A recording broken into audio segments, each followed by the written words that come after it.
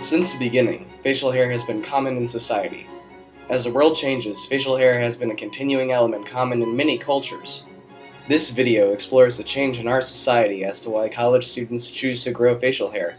According to the Columbia Electronic Encyclopedia, a beard is hair on the lower portion of the face. Facial hair has been around since mankind itself. As time progresses, facial hair becomes a style.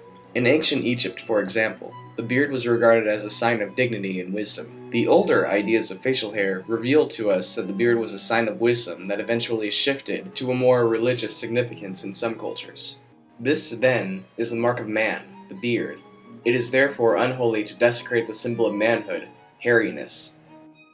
Clearly, the idea of growing facial hair has received a couple of ideas relating to philosophy and religion. Shaving has been occurring since Alexander the Great, who actually ordered his soldiers to practice shaving. The Hindu people of classical India have also practiced the idea of shaving, and meanwhile the spread of Christianity discouraged facial hair. Over time, beards of all sizes and shapes have appeared and disappeared within fashion. Whether or not one chose to grow a large beard or a mustache soon became dependent on the times and social status. For example, the guardsman mustache of the 18th and the early 19th century was a sign of an army man. And after 1830, the beard became an emblem of the French radicals. Facial hairstyles have constantly been in flux for centuries, reflecting wisdom, ranking, and culture. Today, facial hairstyles are really common in any university. The question comes up as to why students choose to grow facial hair. My name is Joshua Philip Brogdon. My major is EADP, Emergency Administration and Planning. Why do you have a beard or facial hair? It's because I wanted it. I eventually planned to get it that way. My name is Johnny Rodriguez. Right now, it's a theater major. I'm a theater major.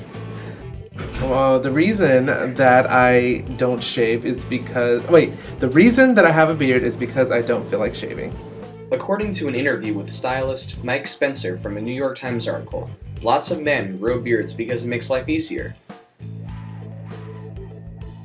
What style would you say you have? A 1970s mustache. Charles Bronson in the 70s had a mustache. I look up to Abraham Lincoln because he had one of the awesomest beards ever in existence. It becomes clear that many people are inspired to grow facial hair because of public figures. Facial hair also becomes noticeable in films. Actors playing the roles of memorable characters may promote the idea of facial hair growth, as they tend to play wise men or characters we can look up to. Even celebrities outside films promote the idea of keeping facial hair alive and breathing. But what do the women feel about men growing a forest on their face? My name is Kelsey Bindell. My major is radio, television, film here at UNT. I think society views beards normally as like unclean and kind of scruffy-like, but I don't think that. I think it's slightly attractive. According to an article from the Daily of the University of Washington, we grow facial hair because the chicks dig it. So you find beards attractive? Yes. Scruffy beards. Like the scruffiness. Not the full-on like mustache or anything, but scruffy.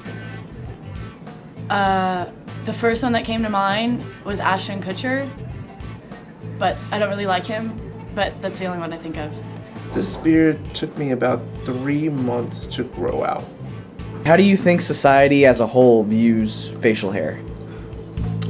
Right now, I think that society views facial hair as trendy and cool. Every time I go out somewhere, somebody's always complimenting me on my beard. I really don't know why, but they do, so I guess it must be cool. They're well kept. I think they view it as fine. Excellent. The ideas presented from these valuable team players helps to narrow the thoughts as to why men grow beards. From laziness, to the media, to getting girls, to just for the fun of it, facial hair in the student population is growing.